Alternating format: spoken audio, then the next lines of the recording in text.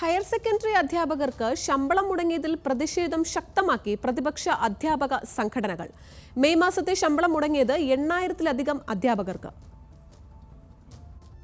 സ്ഥലമാറ്റം ലഭിച്ച അധ്യാപകരുടെ വിവരങ്ങൾ ശമ്പള വിതരണ സോഫ്റ്റ്വെയറായ സ്പാർക്കിൽ കൃത്യമായി അപ്ഡേറ്റ് ചെയ്യുന്നതിൽ വീഴ്ച വന്നതാണ് ഹയർ സെക്കൻഡറി അധ്യാപകർക്ക് 2 മാസത്തെ ശമ്പളം മുടങ്ങാൻ കാരണം.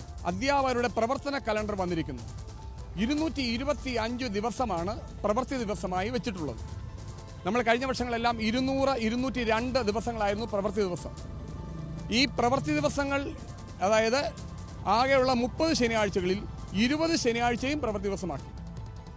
നമ്മൾ പണിയെടുക്കാൻ ബുദ്ധിമുട്ടുകൊണ്ടല്ല ഇത് പറയുന്നത്. ഒരു കുട്ടിയെ വളരെയധികം മാനസികമായ സംഘർഷത്തിലേക്ക് ആഴ്ത്തുന്ന ഒരു വിഷയമാണിത്. സ്ഥലം മാറ്റം സംബന്ധിച്ച് സർക്കാർ മാനദണ്ഡങ്ങൾ പാലിച്ചില്ലെന്ന് ചൂണ്ടിക്കാട്ടി അധ്യാപകർ കോടതിയെ സമീപിച്ചിട്ടുണ്ട്. ഇതിൽ അന്തിമ തീരുമാനം വൈകുന്നതും പ്രതിസന്ധിക്കിടയാക്കി. 13,500 അധ്യാപകരിൽ 8,057 അധ്യാപകർക്ക് കഴിഞ്ഞ മാസത്തെ ശമ്പളം ലഭിച്ചില്ല. സർക്കാർ വീഴ്ച ആരോപിച്ച് പ്രതിപക്ഷ അധ്യാപക സംഘടനകൾ പ്രതിഷേധത്തിനൊരുങ്ങുകയാണ്.